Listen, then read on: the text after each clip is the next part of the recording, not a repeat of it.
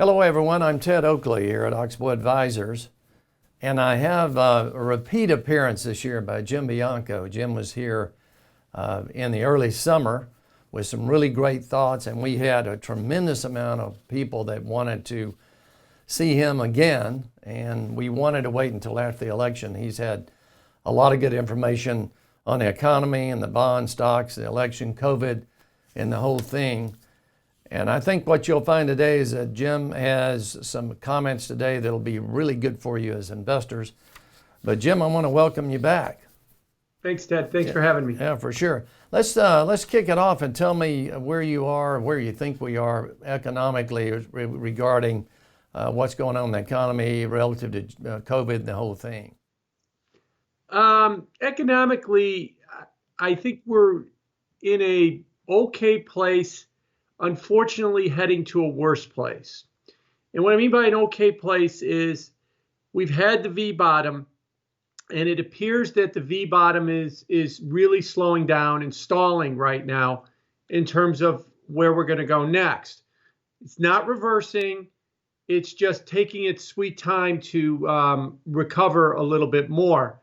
The problem is that the next thing that's coming seems to be a rise in COVID cases, a rise in COVID deaths, unfortunately, more lockdowns, and that should further impact the economy negatively as we move forward from here.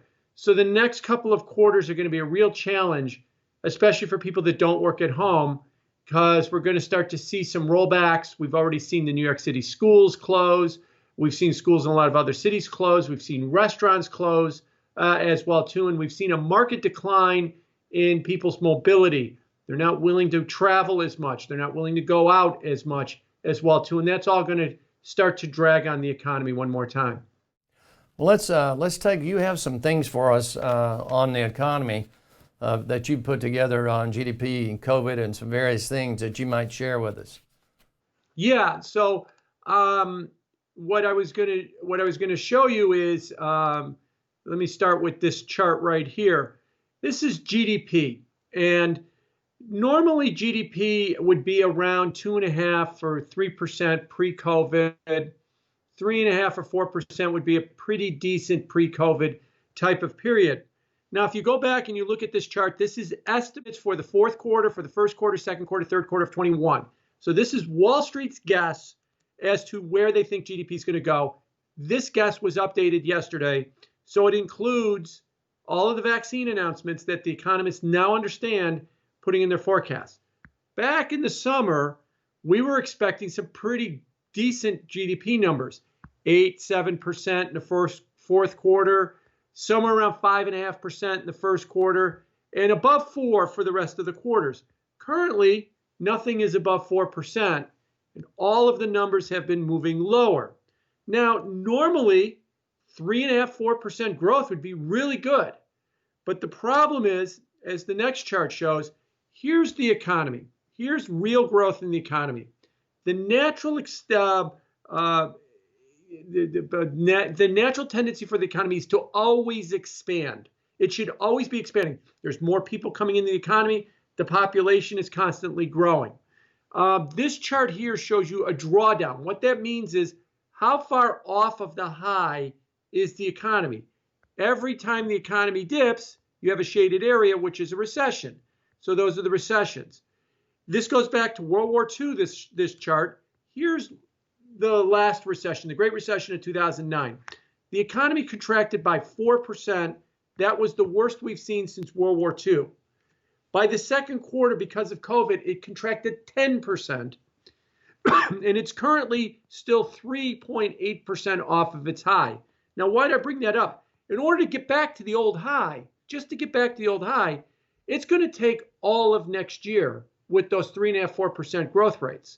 So the economy is going to be running below its potential for quite a while. To put it in another estimate, at the bottom in April, 21 million people had lost their jobs because of COVID. That's been cut in half to 10 million people. That's the V bottom we've had.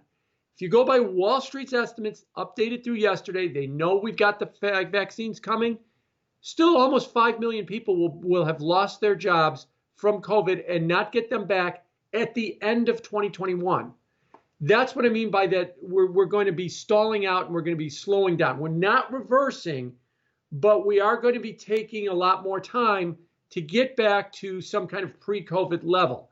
And that is going to probably weigh on a lot of people's psyches and a lot of emotions and the economy as well too. Yeah, things are getting better, but they're not getting better for me. When do I get my job back?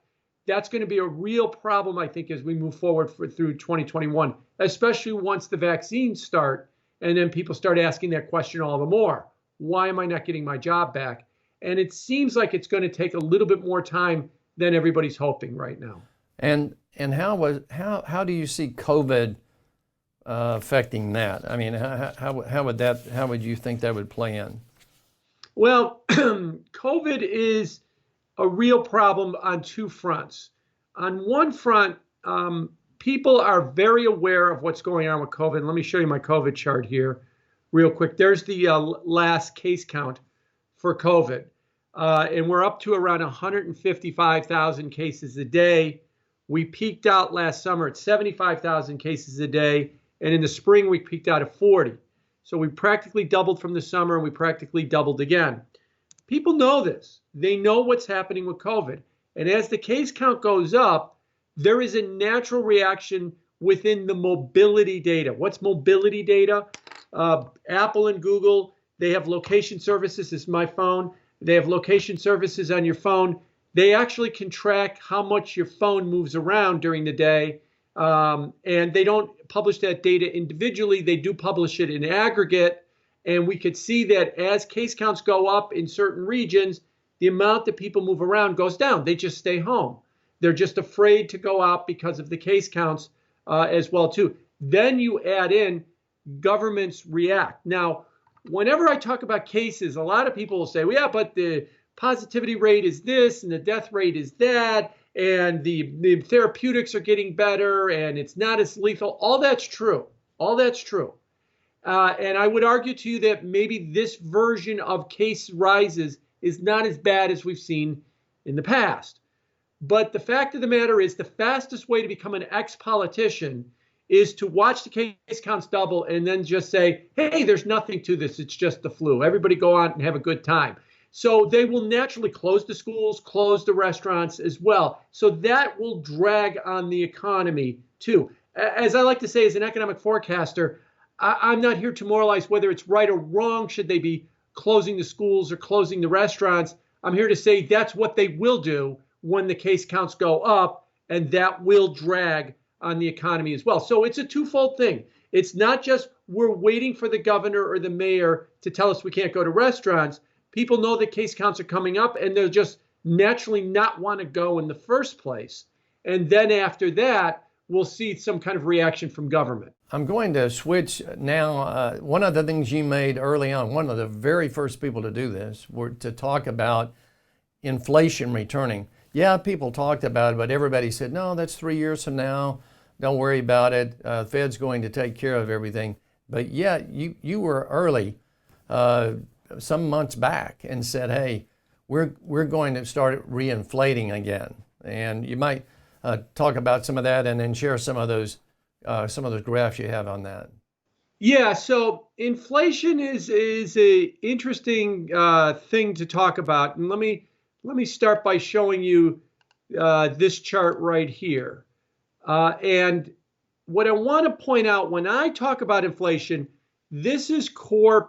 What you're looking at here is core PCE. This is the Fed's favorite measure of inflation. This excludes food and energy. We'll go with that. I mean, there's an argument to make we shouldn't do it, but let's just go with that for right now. This chart goes back 27 years. The highest level we've seen in the last 27 years is 2.5%. So and it's currently now at 1.5%. So what is inflation? It's 2.5% on core PCE, to use the Fed's favorite measure. When I say inflation, there are people of a certain age, 10, 12, 14% inflation. No, let's start with 2.5. That's a 27-year high. That's not a lot of inflation versus the last 100 years. It is a lot of inflation versus the last 25 years. So let's just put that kind of definition on it. One of the things I was going to say here is that, just for the audience, is that most of you understand this, but most of what they see usually is consumer price index, but the Fed uses personal consumption expenditures, and they always have, and I'm not certain. You probably know the reason why, but they've always used that instead. It's off a little bit. It's a little different, but I just wanted to make sure they understood what that PCE stood for. Yeah, so let me just quickly say, the consumer price index is an index of prices, and there is literally in the Department of Commerce hundreds of people that go around as job as price checker, and they look at prices every month, whether it's literally going through the prices in a grocery store or looking at prices online, and then they put them in a database. They calculate the CPI. The personal consumption, or PCE, personal consumption expenditures, or PCE, uses the same raw database. Well, and that brings us to this. Regarding inflation, which keys off into interest rates, and back when the bonds hit in the 30 and the 0.3 handle on the 10-year, when the rates were hit that low, you were the only person I know of, and I'm sure there probably may have been one or two more. The only person I know of that said that's it. That's it for the 40-year bond bull market, and so far you've been right. You've taken them on up. So you might give us a few slides and some comments on that. Yeah. So in looking at the 10-year yield, here's the 10-year yield. This is what you're looking at here is March 9th when it hit 33 basis points. Literally, that's the range on March 9th. A couple days later, it hit 125, and then it came back down. That was a spectacular way to end a 39-year bull market. And I've argued that's the low. We're not going to see interest rates go below that. The caveat I would give you, when would I be wrong on that? I would probably be wrong on that if we do have a severe second recession in 2021, because the COVID cases spike, problem with the vaccine, people get very scared, some or all of the above. But short of that, I don't think we're going to see that level again. Since August, you've seen rates start to creep irregularly higher, from 50 basis points to 90 basis points. Now, 90 basis points is nothing to get right home about, but I do think that the trend is going to stay higher in interest rates, and it's going to keep going up as we look at it from here. And I suspect that inflation is going to be the story as we move forward. This is different. This is new. Most people on Wall Street, as I said, we haven't had inflation for 25 years. So there's the reason that interest rates are at, if you look at a country and go, why is an interest rate in this country 10%, an interest rate in this country negative, and an interest rate in this country 4%? And the answer that economists would give you, and I think is largely right, is expected nominal growth. Now, I'm going to use a fancy word, but I'll try and explain it. Nominal growth. The countries that have 10% nominal growth. The countries that have negative nominal growth. What's nominal growth? It's real growth, which is what we want, plus inflation. But for the last 25 years, nominal growth has been all about whether real growth has been going up or down. So if interest rates are going up because real growth is expanding, that's good for risk markets. That's something we want. And so Wall Street looks at interest rates going up and they go, good, go higher, because the assumption is more real growth is coming. But if we're about to turn to a period that the nominal growth is going to be more about inflation expanding, again, something we haven't seen in a quarter century, that's not so good for risk markets as we move forward from here. And that could bring interest rates up, and that could bother the stock market. It could bother the real estate market with higher mortgage rates as well too. So interest rates rising can be a good thing, but if it's really about inflation coming back, less supply, keep stimulating demand, pushing prices up, prices go higher. We're looking at 2.5% on core, maybe a little bit above that by next year, middle of next year. And then all of a sudden we turn around and we go, wow, and look at interest rates are at 125, 130, 135 as well. That might not be viewed as the positive thing. Right now, if you ask Wall Street and somebody you said to Wall Street, hey, you know, by middle of next year, interest rates are going to be at 135 on the 10-year note, they'd go, great. That must mean that the economy's roaring. Well, it can mean that nominal growth is going up.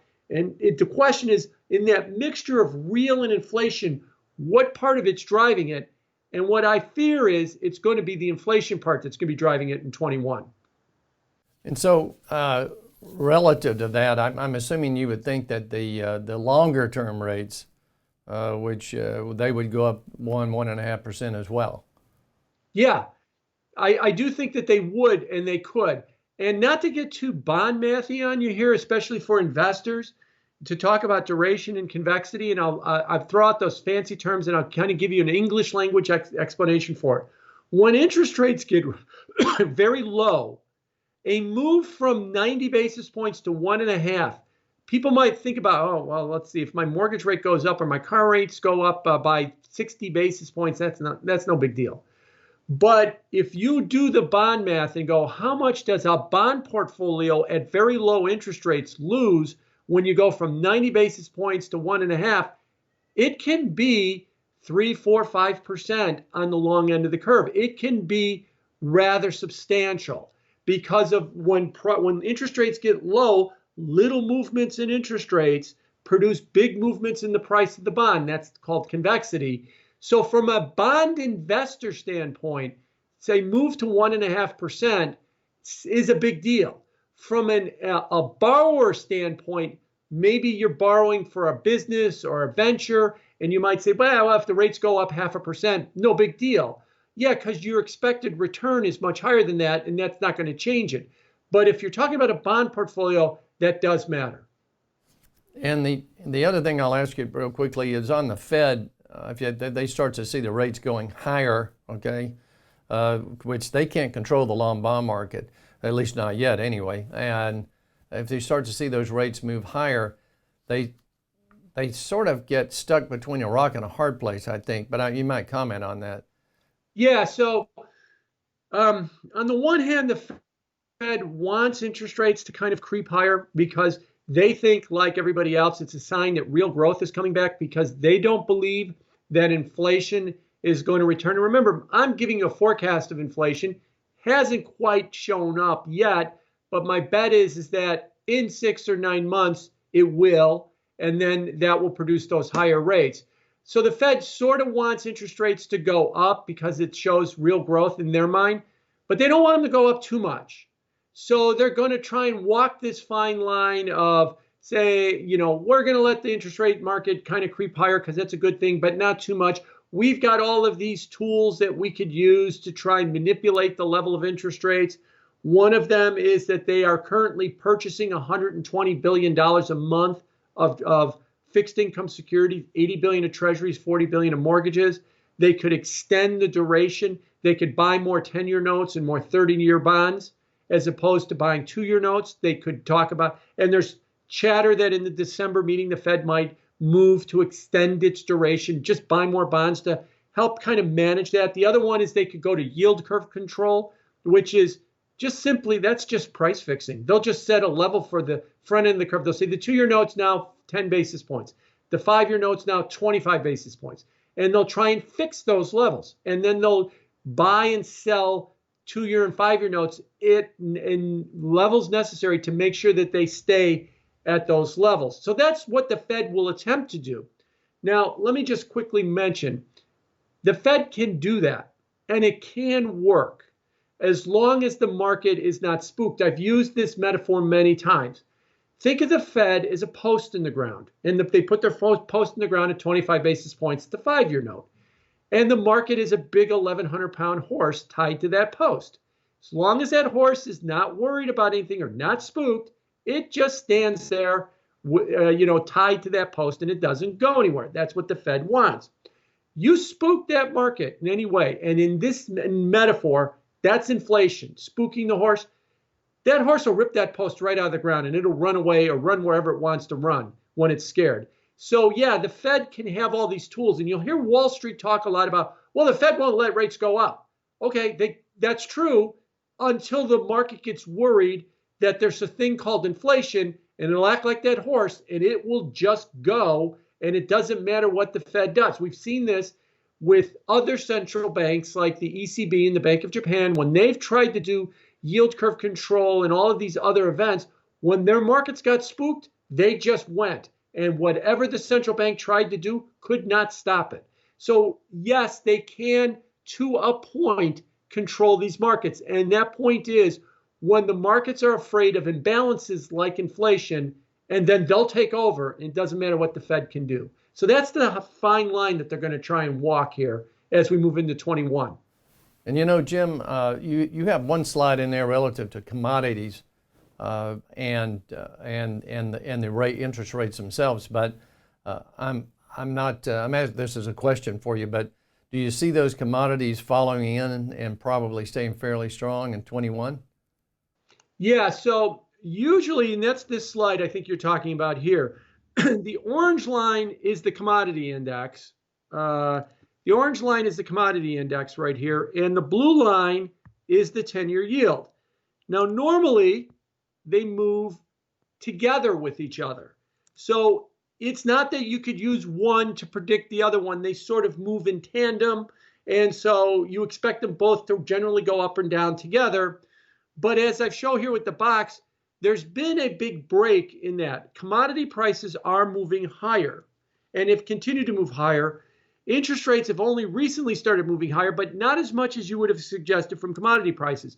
Part of the reason I've argued that that's been happening is the Fed's buying $120 billion of bonds a month. But if inflation comes back and commodity prices continue to drift higher, that will put more pressure on interest rates to go up. And if they're going up in conjunction with rising commodity prices, then I think what you'll see happen is more and more fear that maybe this rise is about inflation and not so much about real growth coming back. That'll be the story, I think, when rates go up. Initially, Wall Street will tell you, the Fed will tell you, real growth, it's really good, it's really good. And then all of a sudden, you're going to go, wait a minute, stop going up on rates. And then the story will say, wait a minute, maybe it's about inflation. Maybe it is about all the stimulus that we've pumped into the economy and all of the contractions in the stuff that we make is producing higher prices. And you know, Jim, I've been around long enough to have seen inflation, so I have probably a different viewpoint than most people. But we have a whole generation of people in the investment business that have never seen higher interest rates, and in a way, a lot of them never have seen a bad market. But interesting that it'll be interesting to see how they relate to that, because I think they've been on plug and play mode for about 15 or 20 years, and it's going to be interesting to see how they relate to that. This matters for the wealth management community because a bedrock of what they've used for the last 10 or 15 years with client portfolios and has worked great has been the 60-40 portfolio, because the prices of bonds and the prices of stocks move opposite each other or negative correlation. So when the market rallies, you're 60% in equities, you get some upside. When the stock market declines, the 40% leg of the bond market rallies and it cushions you on the downside. That's worked great. The assumption that's made that work is no inflation. And that's what's caused that opposite correlation between prices of stocks and bonds.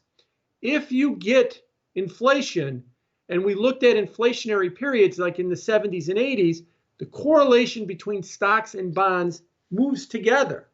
So when the market rallies, you're 60% in stocks and bonds rallying too. You look and go, wow, I should be 100% in stocks. And then when the market declines, you go, okay, well, my stock portfolio is declining, but so it's my bond portfolio. I'm not getting any downside protection.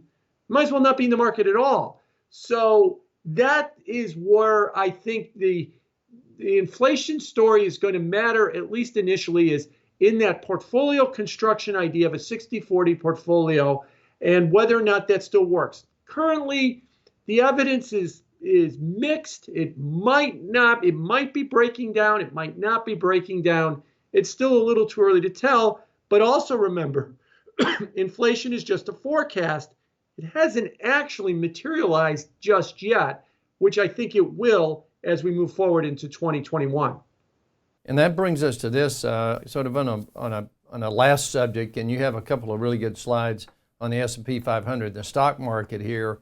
I think you have some really good thoughts, which is where we are as a firm, which is we have a lot of liquidity right now based on exactly what you were talking about there, that you almost have to have liquidity to take care of these movements. In the late 70s and early 80s, I know what happened is if you didn't have liquidity, you really couldn't make much money because you just rode it up and down and up and down, and you didn't get anywhere. I think if you look at people that have been in this business probably the last 20 to 25 years, they've never experienced that. And it'll be an interesting time to see. But you might talk about what you're thinking about on the market. You've got a couple of really good slides on that. Yeah, so we've talked about the economy, we've talked about inflation, and I've talked about that inflation might be returning, and I've talked about how the economy might be struggling because of COVID.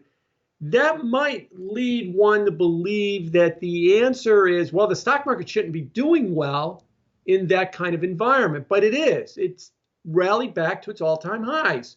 Now, why is it rallied back to its all-time highs? Because the market is living in the second half of 21. It's saying, yeah, Jim, you're right. It's going to be, as Biden says, it's going to be a dark winter. It's going to be tough. It's going to be tough. There's going to be a lot of COVID cases. There's going to be a lot of shutdowns and everything else. But don't worry about it. We're going to get a vaccine in the spring. We're all going to get a shot in the arm, literally. And then by late summer, fall, we're going to start returning to some level of normalcy. And so therefore, let's all work on that assumption. It's going to be better by summer or fall. And you know what? I have no reason to doubt that that might come to pass.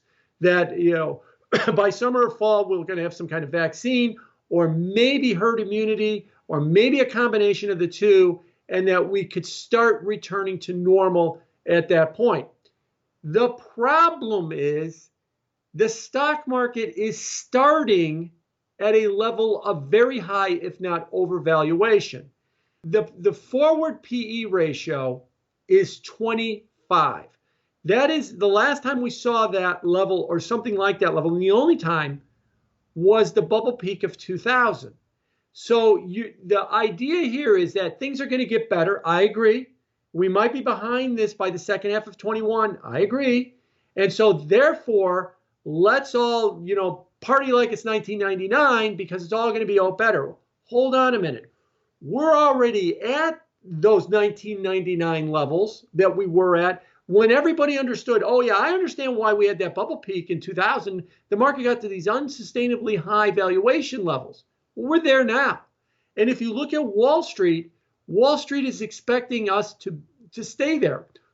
JP Morgan is probably way out on the street right now. They expect that next year, the S&P 500, which is at 3,600, 3,550 now roughly, is going to end at 4,500, 1,000 points higher by the end of next year. They also expect earnings to be $178 a share for the S&P. That works out to a 25 PE at the end of next year. So the argument we're giving everybody is buy really expensive stocks because you'll be able to watch them get even more expensive. That's always possible. It's always possible. But boy, that's a tough way to make money in the stock market, to buy really expensive stocks, expecting them to be even more expensive. And by the way, I'm not just talking about chasing FANG stocks like, Apple and Amazon and Netflix and the like, and Facebook. They're also making the same argument for traditional cyclical consumer discretionary financial energy healthcare companies as well too. Their forward PE ratio is even higher than the overall market. It's approaching 30. It's really a tough go when you want to say, let's go buy some energy stocks at a 30 PE, assuming next year's, remember, this is on 12-month earnings. So what this is we know there's a recovery coming. We know there's a vaccine coming. We know that there's a return to normalcy coming. We have already factored in a jump in earnings because of that, yet you're still going to be paying 30 PE or 28 PE for a lot of these stocks, hoping that in a year we're still at a 28 or 30 PE, if not higher, as the market moves up. And you're also hoping that interest rates don't move up too much too, because if they did, especially because of inflation, that could really upset the apple cart, because typically when rates go up, the PEs, or what we call Wall Street, multiples contract. You get multiple contraction as well too. So yes, it can happen. Yes, I completely understand the second half of 21 story and think it could be right, but you're not starting from a basis of value. You're starting from a basis of being expensive. And that's what's going to make it a tough road. That doesn't mean the market has to sell off. I'm not suggesting it's going to tank or anything. It's just it's going to be very difficult sledding to really say, oh no, we're going to have another 25% gain in the stock market between now and the end of next year. You're going to have to do that starting at a space of expensive stocks and ending at even more expensive stocks in another 14 months or so. That's tough to really make that case, I believe. I know for Oxbow, we're using low numbers. Like we're thinking over the next 3 to 4 years that your average return on stocks, unless something changes dramatically, is somewhere like 3 to 5%, which would not sit well with people, but that's what it looks like to us, and that's why we carry right now some fairly high and actually very high cash positions relative to where we have been. I agree with you on that, because just historically, if you look at, we've done this study too. If you look historically at what is the next 10-year return of the stock market, when you start buying it in the mid-20s PE, it is literally in single digits. It's like 3-4%, maybe 2% is what the market will return you if you start buying it at a 23 or 24 PE, which is where we're at right now. Now, of course, what bails you out of that and gives you decent returns is if in the next couple of years we have some giant earnings spurt, that we see a big jump in earnings and maybe margins or something along those lines that makes companies just super profitable to just get those earnings shooting up, then you could maybe see that break from that historical norm. But remember, the Wall Street guys are pretty bullish to begin with, and this is all based on forward estimates, and they already know a vaccine is coming, and they've got it in their forward estimates. So if there's going to be a surprise on earnings, give me something other than the vaccine, because that's already in there. And frankly, I don't know what that could be. And that's why I'm not saying the market's going to tank or go down a lot. I'm just going to say it's going to be a real tough go to get, to make it the easy period. Oh, just buy stocks and they go up 15%. And even if you buy the wrong stocks, they go up 10, and no one's really complained. If you buy the right stocks, they go up 25. But we might be in a period where, no, they're going to really struggle to give you low single digits, and in stock selection and a lot of that other stuff becomes a lot more important than it does when you just have these massive advances like we've seen over the last several years. Well, I've been around a long time, and I know Wall Street is always bullish until it's too late. And you're past the point. And I've got one more question before we wrap up. But I was saying that as a firm, we're carrying quite a bit of cash because of what we're looking at in terms of what could happen in bonds and what could happen in stocks. And the only way you can insure against that is to really have, to have some liquidity. But a question for you, and I know you're not in the money management business, but if someone came into some sort of a liquid situation today with quite a bit of money, and you were looking at it, I think it's unquestionably a precarious time to start right now. What sort of advice would you give them? Well, I'd say that, if you want to be a contrarian, your time came and went. That was in the spring when everything was falling apart and people thought, that things were going to get really bad. So that's not the period you're right now. If you're looking at what do I do with my money as I go forward from here, it's like when you buy and sell a business, or it's like when you buy a business and you know that you're paying up for that business You're not getting it cheap. A lot of things got to go right in order for it to work. I'd say, yeah, there is always opportunities in the market, but we might be reverting back to a period where those opportunities might be more selective. I've led the charge on Wall Street, I've led the charge railing against Wall Street for the last 15 years that said this is going to be one of the hardest periods for stock picking that we've ever seen. But moving forward from here, it actually might be a better stock pickers environment. Because in the last 10 years, it was, don't worry about stock picking, just buy the S&P 500 and you're done. Just go buy it and it just goes up and money managers can't outperform it and the like. But as we go forward from here in this kind of environment, there's always opportunities in the market. It's just going to be harder to get them. It's not going to be just as simple as what ETF do I buy? Good, done. And that's it. I'll just check it every week and see how much money I made. Yeah, that's worked over the last 9 months. That's worked over the last 10 years. But I think as we go forward from here, starting at this level of valuation, starting where the economy is right now with the potential of inflation, that may not work, but there will be opportunities in stocks, whether it's large cap, small cap, international, domestic, in real estate, in hard assets, in alternative assets. There will be all kinds of opportunities if one can nimbly move in and out of that. Whereas you could have said that 5 years ago, and that might have been true, but then you've had this big gorilla that's been hanging over you. I could just buy SPY and it just beats everything. That might not be the case as we move forward from here. It's interesting to say that because that is our contention. I mean, we're basically saying, look, you have everybody in the same mode. You've determined, you put all these people that don't necessarily understand income statements and balance sheets, so they just go plug in an index or a bond index, that sort of thing. And so it's going to be interesting to know because they won't have the capacity to look at that and pick and choose.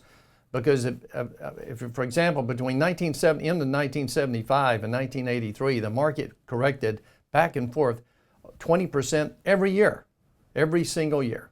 And you had to have people that understood what to own, when to own it, and that type of thing. And I happen to agree with you more and more that that's what will take place coming, over the next 5 to 10 years. But Jim, I want to thank you. I know we've covered a lot of topics today, and I really do appreciate it. People could talk to you for hours because you have so much great information. We'll certainly have you back next year. But thank you for coming on. And I do want to say this. If any of you professionals there want to take Jim's research, we'll run a streamer here and you can see Bianco research. And I know Jim would welcome any new research people that want to take his service. Thank you, Ted. I enjoyed it a lot. All right. Thanks a lot.